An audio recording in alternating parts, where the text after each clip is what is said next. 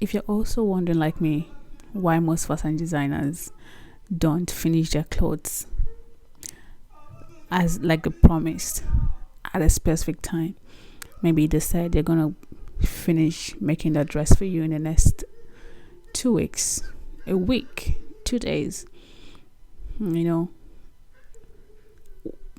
don't look further. Now I kind of know the answer.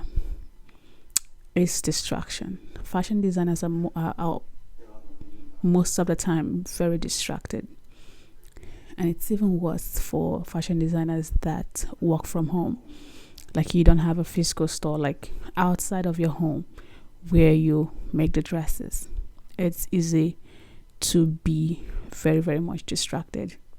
And it's even worse, of course, if you have kids, you know, if you have a family and it's not just yourself. Because I'm also struggling. I'm also a fashion designer, and it's also a struggle because it's not like it's my 9 to 5. It's not my, it's not my regular job. It's just something I do by the side. So I have experience of, some of these distractions, because also being a fashion designer comes with a lot of things. You're actively creating, you're constantly thinking, you're constantly having a lot of ideas coming in at the same time, and you're like, okay, what am I doing? What should I do? Where should I follow?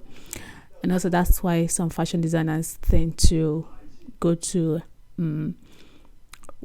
watch YouTube videos, and they just make the dresses from that video, because it's like the person in the video is doing all the thinking for them.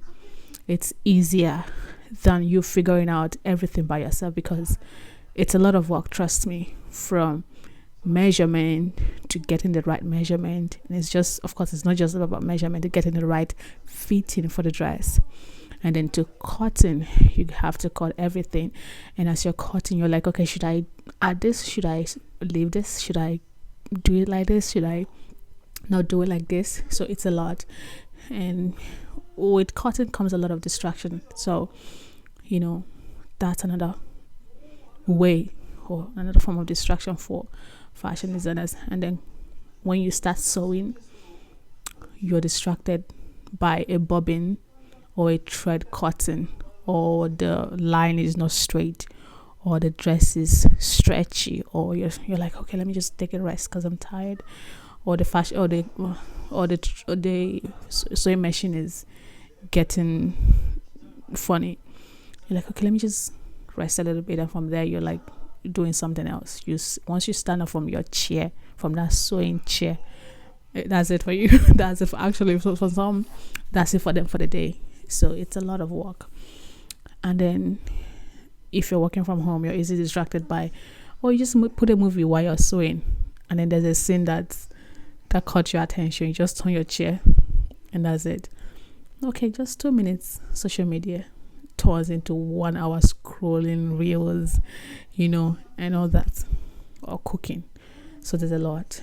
It's a lot. So when a fashion designer tells you, your dress will be ready in 1 week, and they don't deliver at a specific time, not like they won't deliver a nice dress, but at a specific time, know that there are background distractions going on with them.